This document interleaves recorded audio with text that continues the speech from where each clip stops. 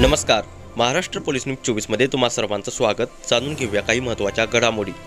आज सोलापूर शहरात शेगावचे संत गजानन महाराजांच्या पालखीचे स्वागत करण्यात आले. यावेळी प्रशासनाची तयारी अतिशय सुंदर व सुबक गुलाबांच्या फुले व पाकळ्यांनी रस्त्यावर अंथरून स्वागत करण्यात आले. यावेळी सोलापूर जिल्ह्याचे CPM राजकुमार साहेब तसेच फायर ब्रिगेडचे अधिकारी आवटे साहेब व आमदार विजयकुमार देशमुख मालक तसेच नगरसेवक संजय कोळी, संजय कनके, राजकुमार पाटील, भावी नगरसेवक बाबूराव जमादार व संताजी भोळे महापालिका कर्मचारी यलप्पा पुजारी हे उपस्थित होते.